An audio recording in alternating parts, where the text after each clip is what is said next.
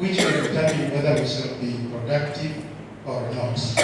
Productivity is also about eliminating the lean waste in our organizations and our operations, so that at the end of the day, our organizations become more efficient. By entrenching a culture of productivity in the public service, it is expected that at the end of the day, the government agencies will be more efficient and effective in terms of delivering their services to the village. I want to say that this was the 7th court, and which was also the last one on productivity training. And I want to thank all of you for participating in this training. And also I want to thank Reverend Dr. Mwaura for organizing this kind of training. And we are hoping that it will translate to productivity in the government press. Thank you so much.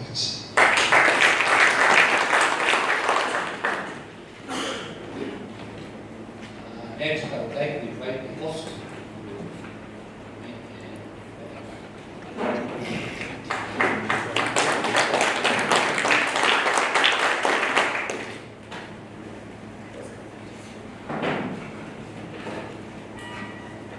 To our chief guest, who is representing the Chief of Staff and Head of Public Service, Honorable Mwaura, who is also the Government Spokesman of the Republic of Kenya, our PS Emeritus, Dr.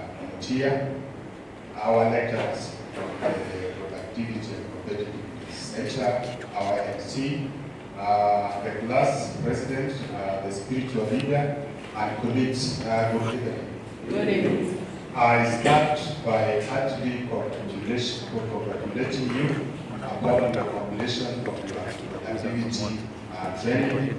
Congratulations.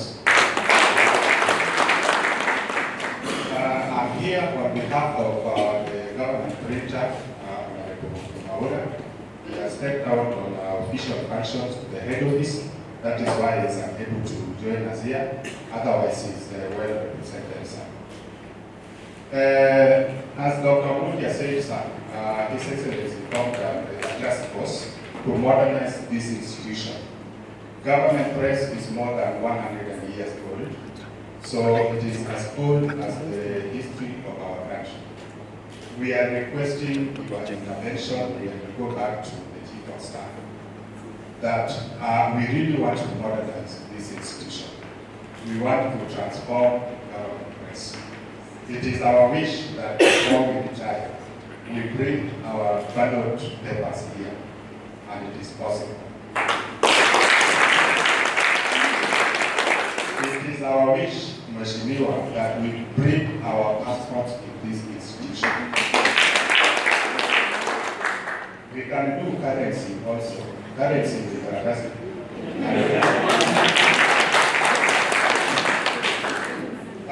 Mheshimiwa, when you travel outside this country, you pass through border control. We have those special stamps. We used to do them here, but because of transformational technology, we can't do them here. We can do those special stamps for border control right in this very institution.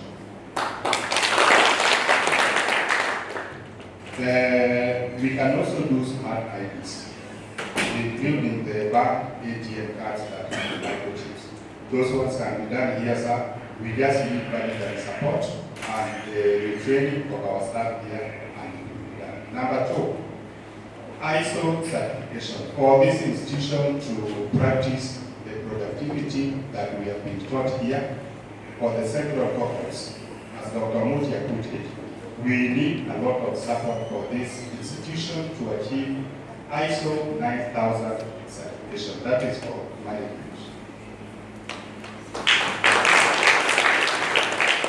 And because we are also talking about climate change, we also need ISO 14000 certification. That is for the environment, environmental management, and for printing firms, there is also a special ISO certification for institutions that do security printing. For example, if you go to Thomas Delaru, that has been printing our currency, just at Ruaraka, here in Nairobi, they are ISO certified as far as security printing is concerned. Lastly, sir, because we know you have less time, we have seen the presentations on board here. Mr. Begon talked about the Vision 2030. We are implementing Vision 2030 here alongside the better transformation which was instituted by the President. We have joined the digital society. Government Press is one of the institutions in this country that has onboarded services on the e-citizen platform. And I think that is very, very important. There is a time we saw His Excellency giving a serious warning to CEOs that have not implemented the presidential directive by using the 222 payment platform. As we are very, very compliant and we have no problem with that, it has really been. Then lastly, sometimes when you watch the media, you hear about some fake or counterfeit documents outside there. Yes, it happens, but not in this department. The integrity of these officers is high, and we have stood the test of time as government press. You can see over 130 years old. But we would wish to surmount or to overcome these people who are doing fake documents in River Road, and then it is imagined that it is us who are doing it. Never. Government press has been doing that type of things, property documents. This is where we do the Kenya Gazette, all appointments by His Excellency the President, the Cabinet Secretaries, all of them, including succession cases for that. We do them diligently, and we never have issues. But for us to go ahead of the cartels that are operating in the river, we must modernize so that we apply modern technology so that we're ahead of them. We are capable.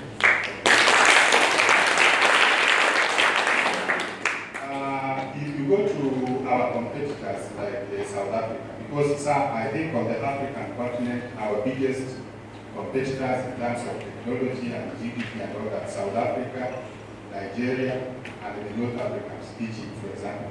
They are doing very well on this area, and we know what to do. So with the support from your office, we believe that we are going to transform this place for the better. Thank you very much.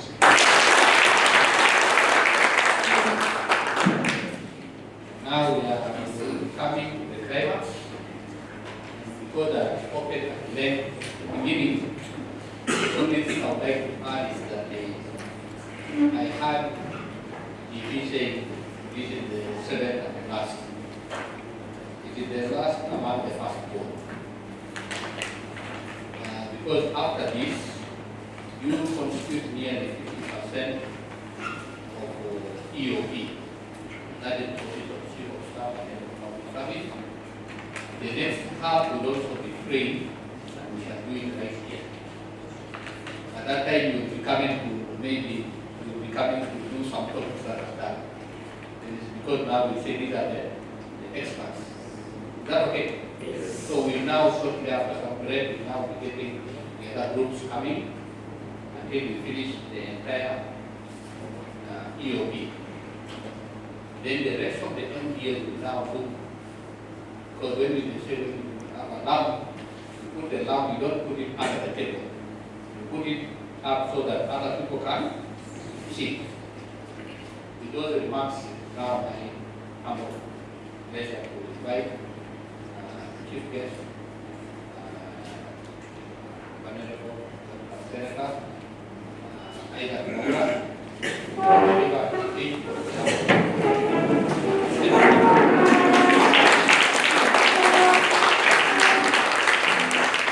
Thank you. You can be seated.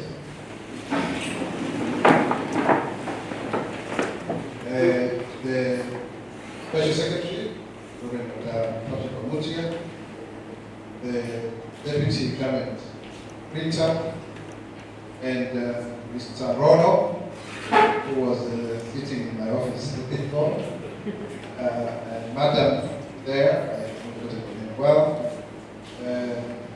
All the people who are in this court, good evening. Good evening. God is good? All the time. All the time? God is good. My name is Mwaura, and I'm the Government Spokesman, the 5th Government Spokesman, appointed by the 5th President. And here to represent the Chief of Staff and the Head of Public Service, Mr. Felix Cosby, who could not come as a result. As you may be aware, we all work under his office, and maybe you may not be aware as well that we have about 34 entities that work under him. And of course, you being the biggest, we respect the work that you do. In fact, and indeed, the most interesting thing is that I am very impressed by your choir. And the Deputy GP was telling me that you are only a year old, yet mna sauti kama za mimi. So I really highly recommend that in our official capacities within the executives of the President, that you also be given a sort of justice. I was wondering, this was always in the talk about. I don't know if you have a uniform. I think you need a uniform so that you look uniform. Because it is wonderful. I've enjoyed the music. The choir master, thank you very much. You are a true musician. At the same time, I have been a beneficiary and also what is that opposite of beneficiary? A victim of your work. On 29th of October 2004 is the first time that I ever appeared in the Kenya Gazette, when I was appointed as a director in the inaugural board of the National Council for Persons with Disabilities. At that time, I was only 22 years old. I was so excited to appear in the Gazette. I still have it to date. The next time that I appeared in the Kenya Gazette, if I can remember, was in the year 2013, when I was nominated by the Orange Democratic Movement to be a member of the National Assembly. It was around the 28th of March 2013.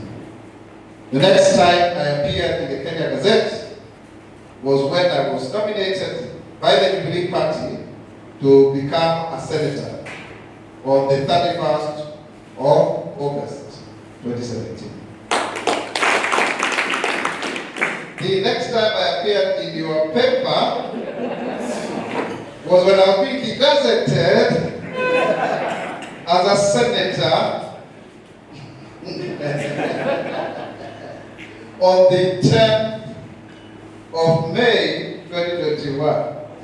And this gazette notice had been backdated to the 7th.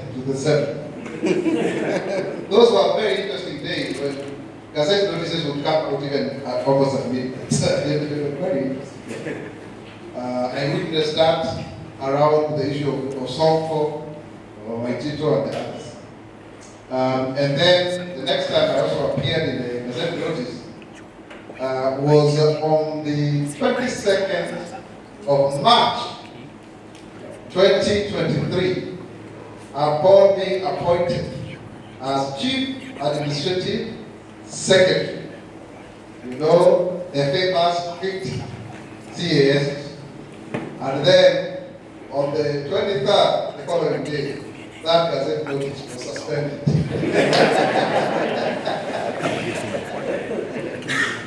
And then, as it were, on 3rd of July the same year, the High Court declared those positions unconstitutional. But they never gazetted, they never nullified the Gazette notice. I think the Gazette notice is still valid to date. So if you hear me saying I'm chief administrative secretary, I could be right in Mwaura. Of course, that did not take effect.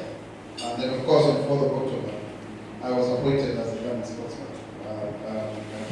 Before the October. So I have had a history with your work. I have had a history with reference to your work. Every Friday we look at what is going to get out of your office. And I can tell you from a political point of view, it means a lot. In fact, when we were waiting to be appointed, every Friday we would look at Nini Natoka Gazette. In fact, Cliff or Better, the lawyer, I think there was a cartoon that will show you how people keep on waiting for your Gazette. So it's very, very important to understand the work that you do. I think it's the most famous product that is known because of the significance. I think mpaka Waswahili wakashindwa kuuliza jina lingine, badala wakasema newspaper, wakasema ni gazeti.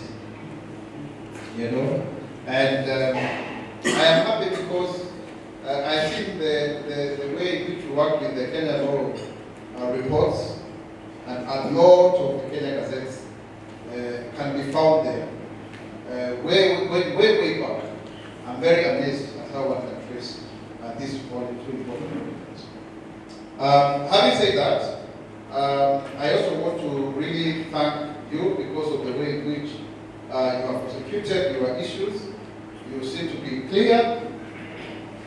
The only thing I don't to agree with is the group, Group 1, that was saying that those who are political appointees are incompetent. They are qualified just because they work for a party. Let me educate you, but don't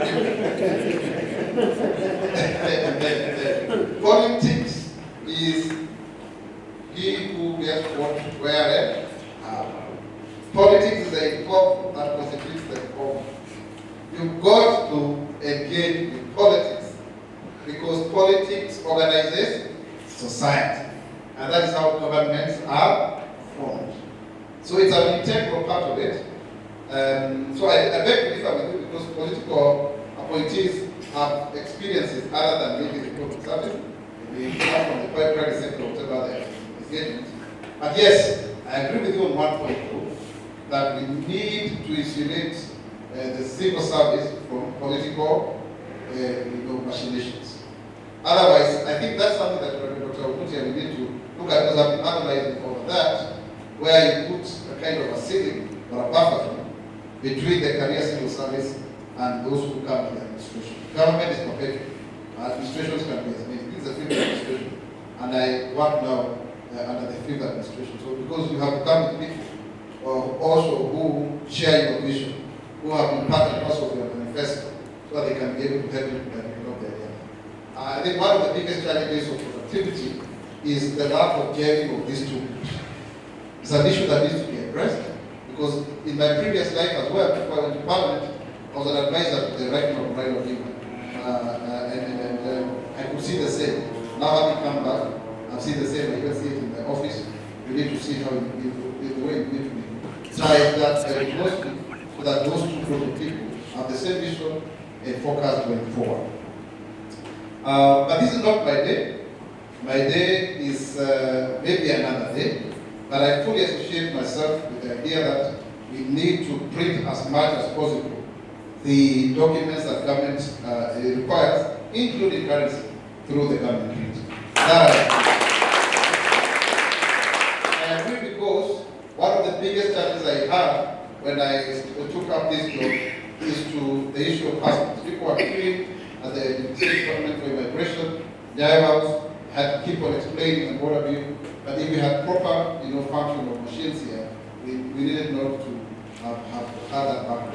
So that I agree with, and I'm sure even the issue of currency, as long as there are watertight controls, so that someone does not think of churning out money, so that they can go and win political power. Especially because those of you who are a little bit older, remember the 1982 elections. I think there is that's the first time I saw a lot of fake money. Fake money. So those controls, and I don't think it will happen to the government first. No, I don't think that. Because Thomas de la Rue is here, and is still functioning, and so forth. So you have the capacity, and when you have internal resilience, internal capacity for government, it helps, going forward. And that's something that I think, Reverend, I fully associate myself with in terms of building internal capacities for government institutions, so that then even if there is competition from the private sector, but then you have, a government institution as a first line of defense for the government. Actually, the line of defense. And as Francis Fukuyama defines institution, an institution is a rule that persists over time. So that then, by the end of the day, this rule, government prints its own, documents, its own currencies, its own passports, its own birth certificates, and all of other security types of documents. Here, of course, gives us that advantage. I am very, very surprised that when I came, I was shown a machine, the Albion Press, improved Albion Press, that is older than all of us here. In fact, the closest it comes is the age of Sarah, the wife of Abraham, who was able to live 137 years. So that machine is 2 times and 8 years more than our independence as a republic.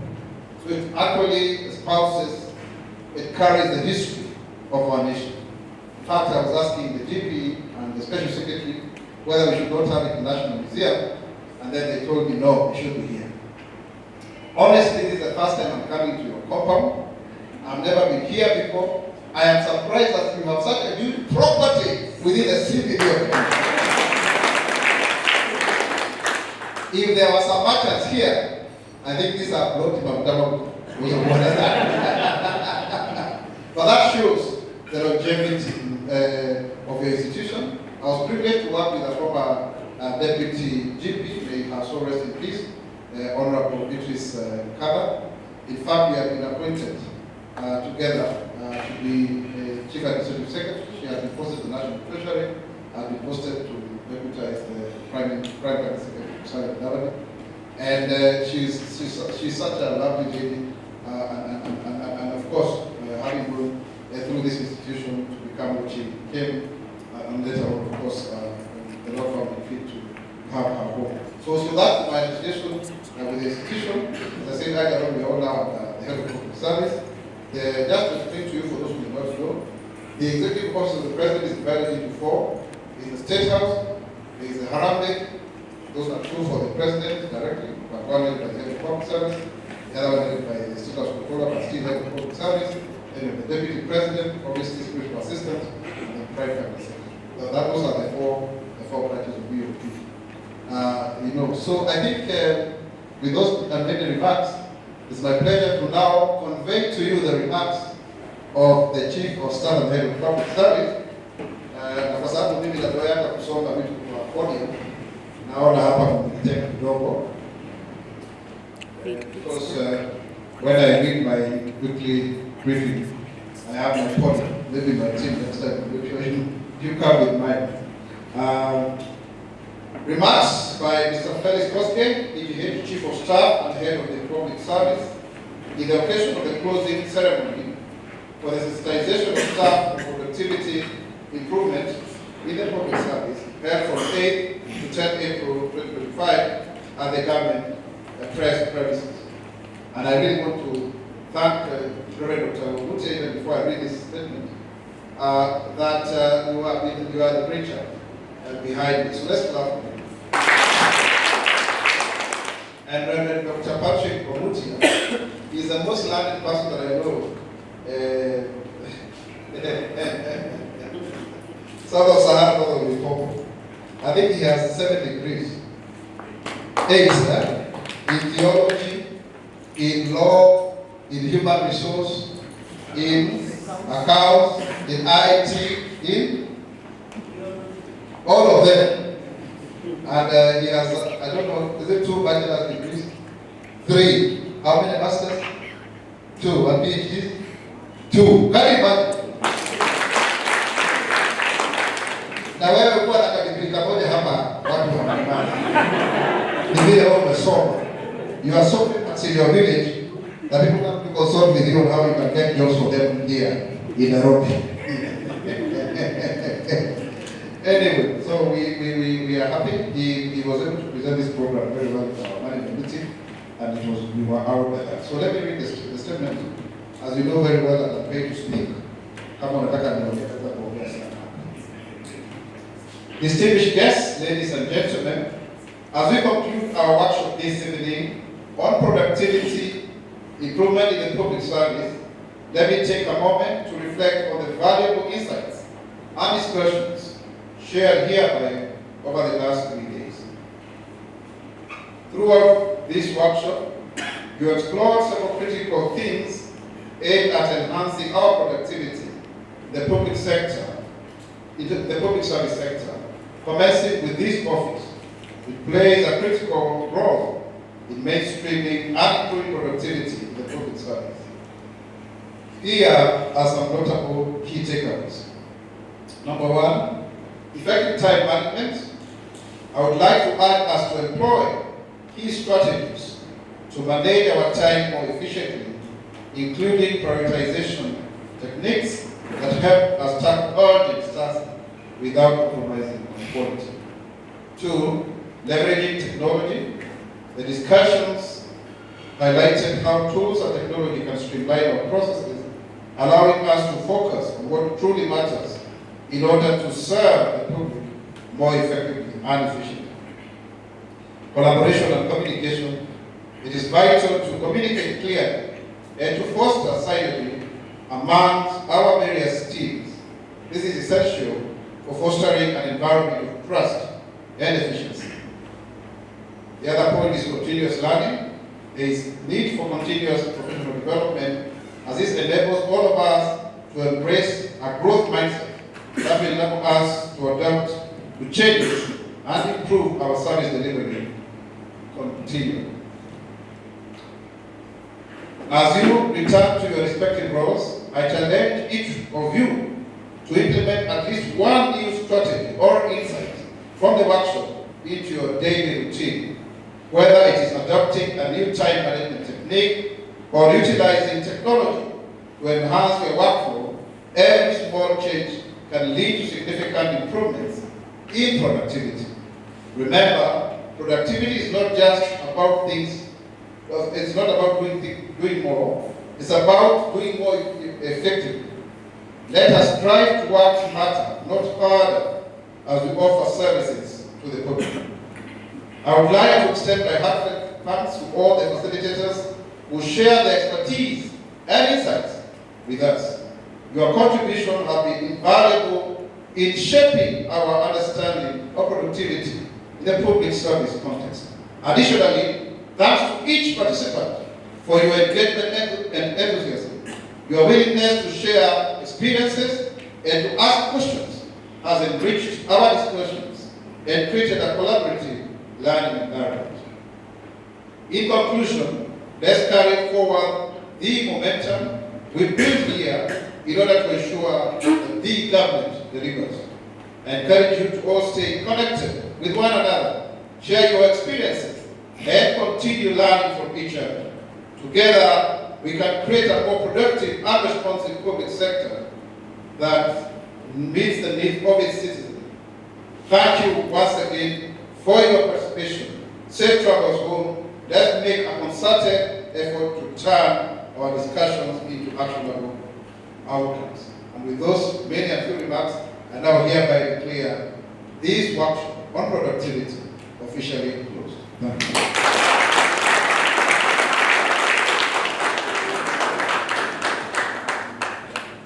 Now, we would like to do the final ceremony, and this in light of the brightness that we have demonstrated.